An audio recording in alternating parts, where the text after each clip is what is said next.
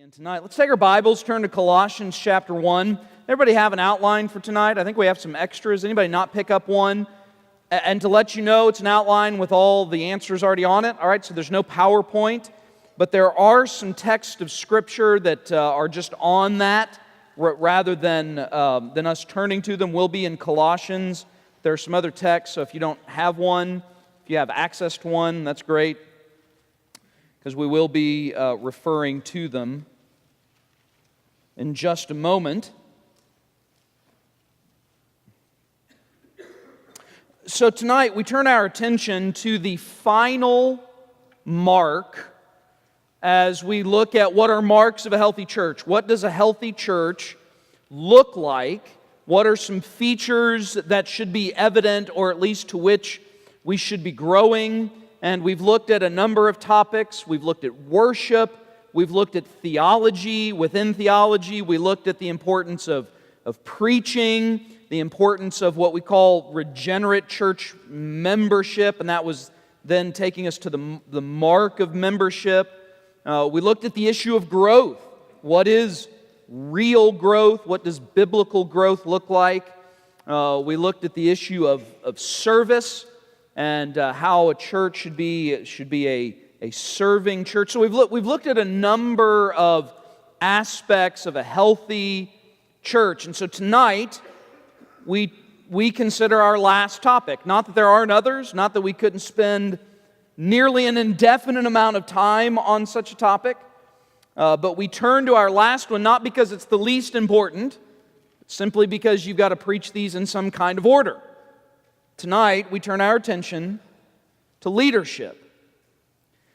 Now, I would suggest there are a few topics out in the world and in our culture today that are hotter topics than leadership. This isn't just true in church life. This is true in the business world. This has not always been the case. Really, this is kind of a phenomenon of the 20th century, probably with the rise of industrialization, the rise of corporations. Really, before the 20th century, certainly before the 19th, you don't find people writing books, at least not in any detailed and academic way, on leadership. You might find biographies that identify important leaders, but you're not really finding academic, intentional study on the idea of leadership itself. The 20th century, this topic blows up. And now, all major institutions of higher education, along with, say, having a medical school and a business school and a nursing school and an engineering school, also have a leadership school. Harvard, for example. Harvard for years and years has had their Harvard School of Business. They also now have a school of leadership. This is now mainstream academic kind of discussion, that entire programs are devoted to it, and this is even true in the church. I would argue, other than certain theologians and pastors writing books on how to be a pastor, you don't really see the topic of leadership discussed. That's also a fairly recent phenomenon. But nowadays, there's all kinds of books on leadership that you can read. Some that are clearly Christian, some written by Christians that seem like they could be written by anybody. Seminaries now have entire degree programs. You can go all the way up to a PhD and get a PhD in leadership studies. It's a big topic. In fact, I would suggest, this is anecdotal, but from what I've seen, when I get book catalogs and I hear about new releases and I hear this well-known podcaster or this well-known preacher talking about whatever books they're reading, I am telling you, for every theology book I hear referenced, I hear 10 leadership books referenced.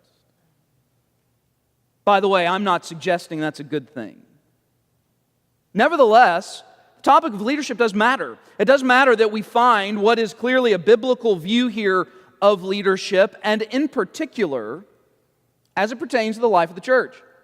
I mean, on one level, this is a fine topic to be talking about, because every organization, whether a business or a church, in order to function, It needs leaders. Every organization has leaders. Unhealthy organizations have leaders. Healthy organizations have leaders. So it's true for a church. It's true for a business. But I think it's important that as a church we understand, what does the Bible say about leadership in the church? Again, I am told all the time, this is what I need to be reading. There are conferences over and over again that tell me how to make myself a better leader. I'm told that if I would just study the model of Microsoft or Starbucks or McDonald's, that I'll be a better pastor. There are books that say this, by the way. I've heard pastors say this. If I read books about McDonald's, I'll be a better pastor. Just let that sink in your heart for a minute, all right? Here's what's ironic. In light of the fact that there is now more information and resources available for churches than ever on leadership, have you ever heard of a time when churches seem to be more dysfunctional? Isn't it ironic at this day and age when we should have all these resources and all these guys who are telling me that I should be reading all of these books by Steve Jobs and Bill Gates, and this is what I should be doing in order to learn how to be the best possible leader that I can be, and yet some of these very same pastors are no longer leading their congregations? Have you kept up with how many high-profile guys seem to be falling by the wayside? Some of whom have books themselves. They wrote on leadership. Nationally known figures. For whatever reason, perhaps it's issues related to sexual immorality. For some, it has been issues related to financial mismanagement. And then for others, it's just this inability to lead without being some kind of a bully. So how do we deal with this? How should a church be led? If we're going to be a healthy church, how are we going to be that healthy church? We all know stories of churches that are facing serious dysfunction because a pastor has decided to act like an autocrat, right? Like he's the king of the castle, and whatever he says goes. We also know churches that are dealing with dysfunction because a minority of people have decided they're not going to come under the authority of a godly leader, and instead they want to make all the decisions. In other words, the problem is as easily found in the pulpit as it is found in the pew. And perhaps it's because we've not really developed a biblical understanding of who should be leading. How should the church be managed? So again, it's not a surprise that we come to this topic, and this is a fitting one to close on. The final mark of a healthy church that we're going to look at is a healthy church understands the importance of healthy leadership. So we're going to look at 4 ideas. It's going to take us a few weeks to do this. 4 ideas that I think outline for us how a church should view leadership. And we're going to be talking about a lot of different issues. We're probably not going to get to some of the hotter topics, say the role of elders, relationship between pastor, elder, and the Bible, how that then looks in the life of the church. That'll be a few weeks. But these are the kind of things we'll be asking. Who is in charge of the church? What is the role of, say, pastor/elder? What is the role of the deacon? What is the role of the congregation? And bottom line is, what does the Bible have to say about any of this? About all of this? Because what really matters, as we've said from the beginning, we want to be a church that brings God the greatest glory, right? Isn't that what we all would want? We would all want to be that, and that's not going to happen if a church is not submissive to His Word. So that's what should matter the most to us. So, what are these features then of a healthy church as it considers leadership? Well, number 1, first point there on your outline, on your notes. Seems reasonable that we would begin here. First place to begin is the supremacy of Christ. The supremacy of Christ. In other words, the most important feature of leadership in the Bible, in our theological construct about church life, is no human being is the most important figure in church life. That's the number one truth. When it comes to leadership, no person is the most important leader. That the clear biblical picture of what's expected of the church is that the church is living, functioning, worshiping in full submission to the rule and reign of Jesus Christ. Put it simply, Christ should be reigning over His church as Lord. So what is our first expectation?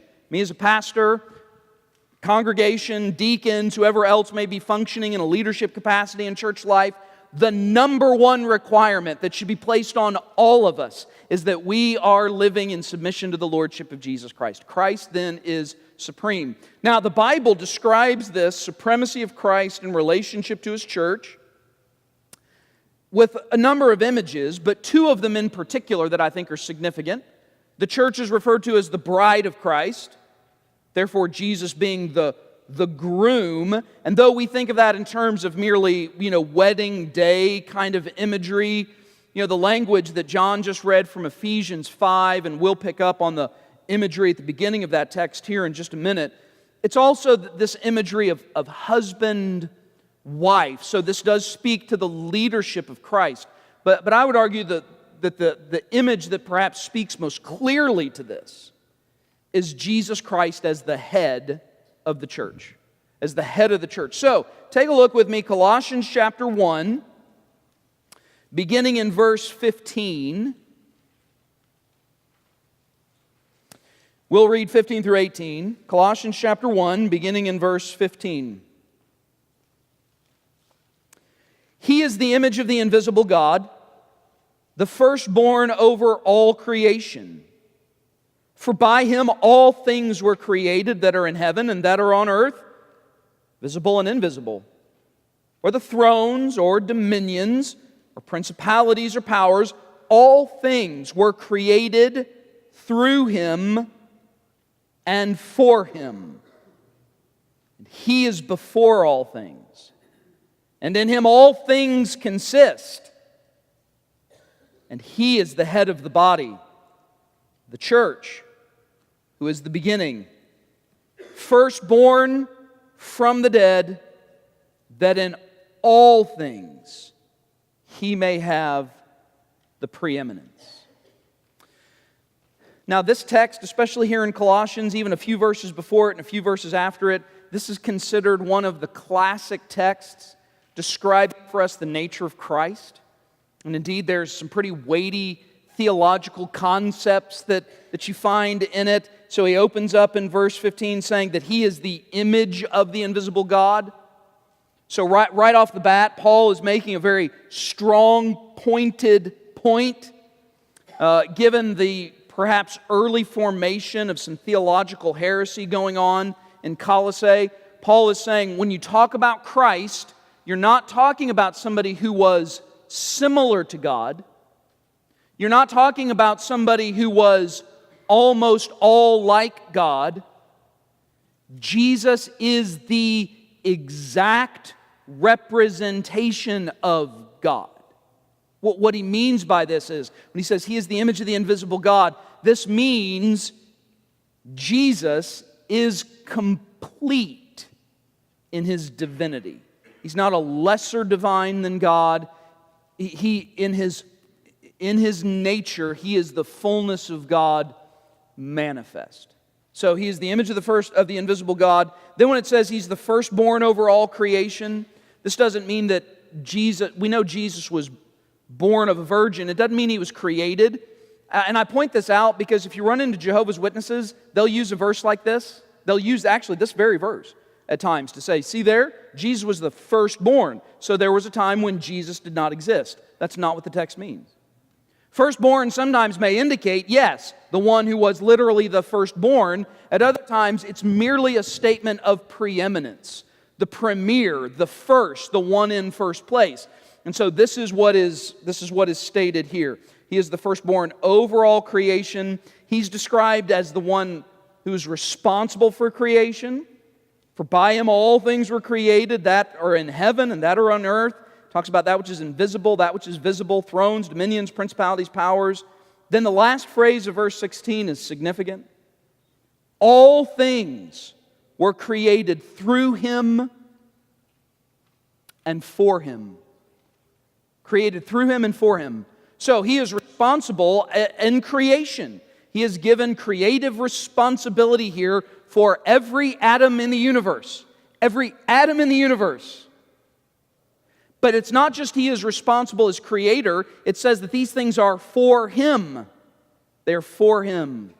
So whether it's creation, whether it's the created, all things then are created by him and for him. And then when it says he is before all things and in him all things consist, it's another profound statement about that he's eternal, that he is unchanging, that all of the universe holds together because Jesus holds it together. To think about it maybe metaphorically, symbolically, if for some reason Jesus were to ever open his hand and let the universe go, it disintegrates into nothing. It would disintegrate into nothing. He holds it all together. Now, why is all of this important? Well, I'd argue because Paul's really leading then to an important principle in verse 18. He is the head of the body, the church. And then it has that ending statement saying, he's the beginning, the firstborn from the dead, reference to resurrection there, that in all things he may have the preeminence.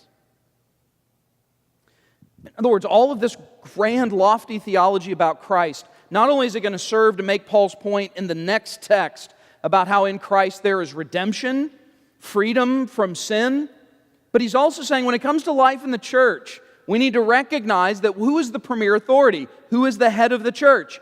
The pastor is not the head of the church. The Pope is for sure not the head of the church. Jesus stands alone as the head of the church. So understand what this image means. It doesn't just mean he's at the top, like the CEO.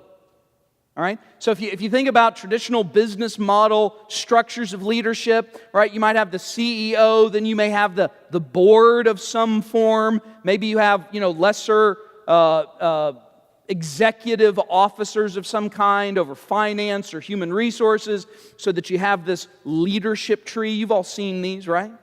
It's not like Jesus being the head means he's at the top of the leadership model paradigm. For Jesus to be the head means none of this exists without him. None of it exists without him. We can't do church without Christ. Put it this way. You would be able to do church without Christ as well as you'd be able to drive home without your head on. All right? Anybody driving home without your head on? The answer is no, by the way. I know you all look at me like, I don't know, he's tricky. I don't know, Sunday nights, he does tricky things. He's had a nap. He's well rested. He's probably had some kind of ice cream chocolate thing, all right? So I don't know what he's doing, all right? Okay, no, it's really that simple. This is the imagery of the head. And so that through the head, all things are energized, all things have life and purpose.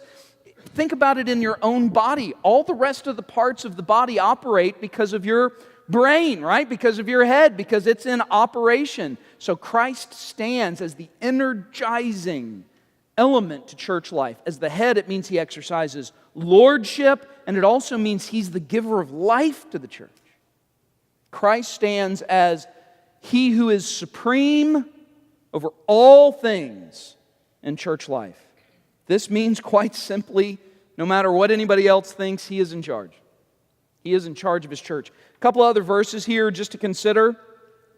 Ephesians 4, 15 and 16. It's a text we've looked at more than once where Paul talks about, the offices he's given to the church so that those such as pastors, teachers can help build the church up so that they may engage in ministry. so that we all may grow up into Christ's likeness. And so he then says here, but speaking the truth in love may grow up into all things into him who is the head, Christ, from whom the whole body, joined and knit together, by what every joint supplies, according to the effective working by which every part does its share, causes growth of the body for the edifying of itself in love. Now, what's the important energizing feature here? Does my arm work because it's connected to my shoulder? Is my shoulder responsible for the work of my hands? No. In other words, all the parts of the body work because all the parts are connected to the head. All the parts of church, leadership, congregation, whatever is involved in the life of the church, all of it works provided all of the parts properly related to the head. This, by the way, is why we spend a lot of time talking about members should be actually saved people. Shocking, right? But unfortunately, I'm concerned if the rapture happened now, there would be folks who would show up next Sunday. I hope it's none of you. All right? Okay, but they would. I mean, that would happen. There are a lot of folks on rolls of churches, I'm afraid, who are not actually what we call regenerate. And it could help answer why churches can at times be so dysfunctional. So this is what matters most, that we're rightly connected to the head. Look at Ephesians 5. I'm going to go ahead and make a disclaimer here. I'm not talking about wives submitting to your husbands. I'm not scared of the topic.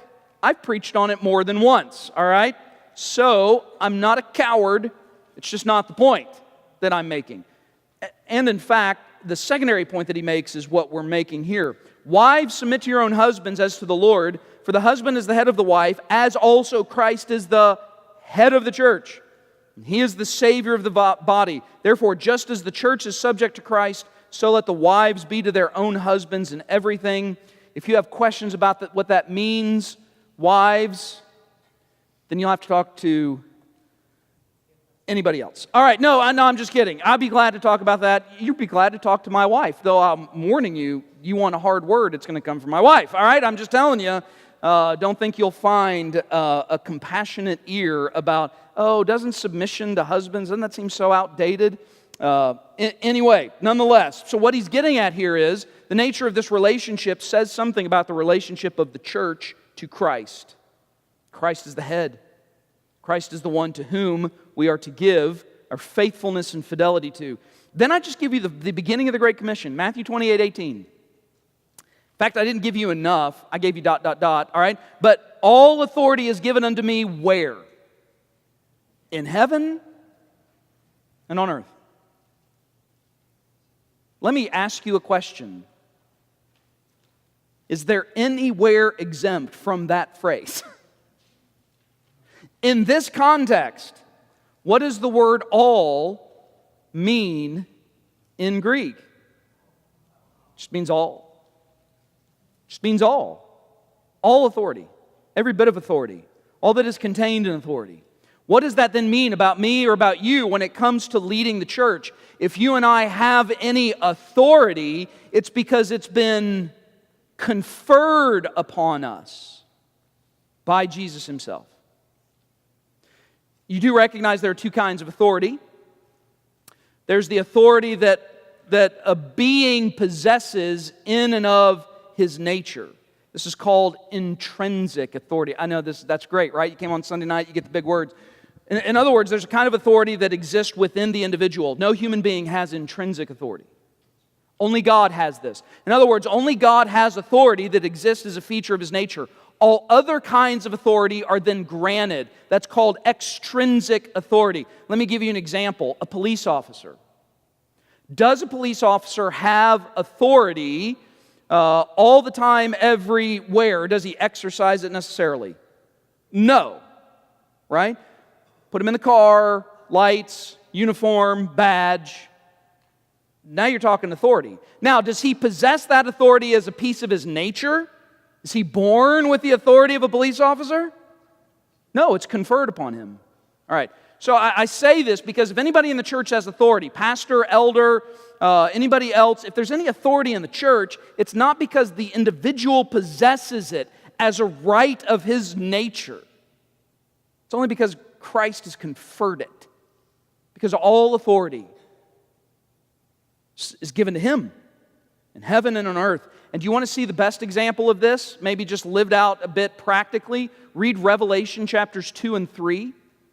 You know, when Christ speaks to each of the 7 churches, do you remember the warning given to them, at least many of them, that if they don't change, what was going to happen? Their candle was going to be snuffed out, right? In one case, they were going to be vomited out of God's mouth. Wow, how'd you like to listen to that preaching, right? Vomited out of God's mouth. So, who is an authority? Revelation 2 and 3 makes it clear. Christ has authority in His church. This is the fitting and appropriate place to begin when we talk about who is in charge of the church. Who is in charge of the church? Christ is in charge of the church. And our number one concern should be not any kind of fidelity to the way it used to be done or past generations or denominations or personal preference. And listen, I understand that a lot of pastors can beat up a lot of churches because of personal preference. Believe me, I know my kind, all right? And I know we can as easily put the garb of spirituality on the stuff we do. Man, we can do it in a heartbeat, right? We can be fast talkers. I get that. I get that. It can also happen, though, by the way, to church members. The same thing can happen to those in the pews. What is absolutely essential is that it's not my church, not your church, it's not Granddaddy's church. I actually had this conversation one time, not long after I came here. I've never told anybody this story. I had a man call me, then sent me emails. He claimed to have a connection to this church. He named off somebody's name that was his grandfather. I didn't recognize it. I don't even remember it now. But it's nobody here, clearly. I didn't know who this person was or who he said his granddaddy was.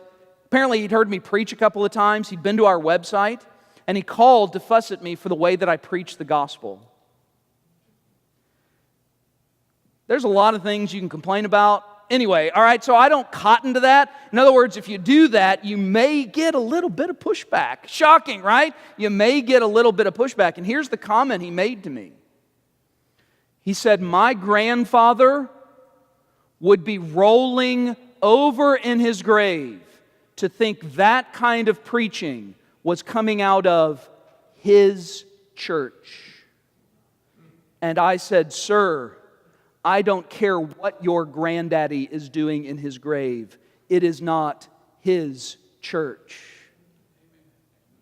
It's not mine. It's not yours. And make no doubt about this, church.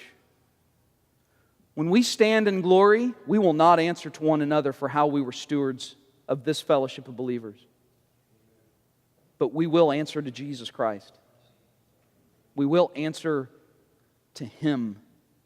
He stands as supreme over the church. He's in charge. So how are we organized? Are we organized in such a way that we recognize the supremacy of Christ in all things? Are we as individual believers submitting ourselves to our head? Are we doing all things that He has commanded us? Are we then teaching all things that He has commanded us? Are we living according to His lordship? All right, let me just hit on then this second feature, and we'll flesh it out more in a couple of weeks, because next Sunday night, I'm telling you, you do not want to miss. Some folks, they hear Sunday night, there's going to be a concert or music, maybe a few folks may not come. Who was here the Sunday night before Easter? It was glorious. All right, who was here before Christmas? I mean, absolutely glorious. You don't want to miss Sunday night. I'm just telling you, all right? If you do, then I would argue you're not living under the lordship of Christ. Ooh, how is that for turning the needle, right? That is abusing the pulpit. However, the church has decided that one of the ways we want to honor His supremacy is doing so with music next Sunday night. So I do think you're obligated to come. All right, so you should come and we should worship together. So in 2 weeks, we'll flesh this out a little bit more. But the second feature then of effective church leadership. So we understand the supremacy of Christ, but then we should appreciate the authority of the congregation. The authority of the congregation. I know that this may shock you to hear me say this, but it shouldn't, because I think I've taught on it more than once. The primary, then, earthly authority for the stewardship, management, and administration of the church is the church. So, what? Huh? You just repeated yourself. In other words, the primary place where authority is exercised is in the context of the congregation, I believe. This is a form of church government that we practice here at Tabernacle called congregationalism. And what we mean by that, and I'll give you the options, we'll run through them, they're there in your notes. See, historically you've got three. You've got Episcopalianism, Presbyterianism, and Congregationalism. All three are different forms of church government. Some of these, like Episcopalianism, recognizes, say, a single head.